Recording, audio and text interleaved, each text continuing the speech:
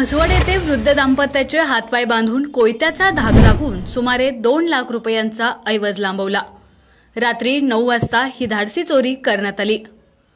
4 इसमांचे कृत्य पाहूया सविस्तर बातमी।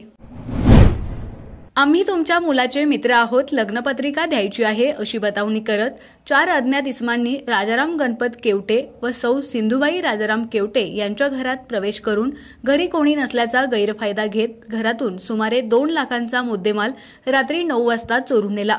ही घटना म्हसवड येथे घडली असून सदर घटनेची नोंद म्हसवड पोलीस ठाण्यात झाली आहे।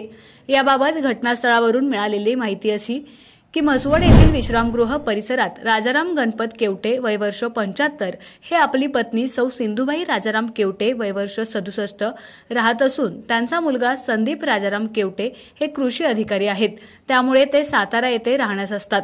बुधवारी रात्री 9च्या सुमारास जेवण आटपून राजाराम केवटे घराच्या बाहेरील ओट्यावर बसले होते।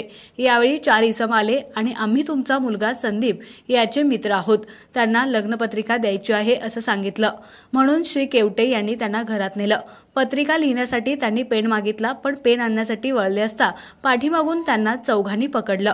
ओरडाल तर खलास करून टाकू असं म्हणत हातपाय बांधले। तर सिंधुबाई केवटे यांचे तोंड दाबत त्यांचे हातपाय बांधून त्यांच्याही तोंडाला चिकटटेप गुंडाळला व त्यांच्या हातातील सोन्याच्या बांगड्या व कानातील सोन्याची कर्णफुले काढली व घरात त्यांच्या मुलाने बाहेरील देशातून आणलेले किमती घड्याळही असे सुमारे 2 लाख रुपयांचा ऐवज चोरून नेला। या घटनेने म्हसवड परिसरात एकच खळबळ उडाली असून नागरिकांमध्ये भीतीचं वातावरण निर्माण झालंय। सदर दरोड्याची फिर्याद राजाराम केवटे यांनी म्हसवड पोलिसात दिली असून सहाय्यक पोलीस निरीक्षक बिराजदार यांच्या मार्गदर्शनाखाली तपास सुरू आहे। आपला आवाज न्यूज नेटवर्कसाठी एकनाथ वाघमोडे, दहिवडी।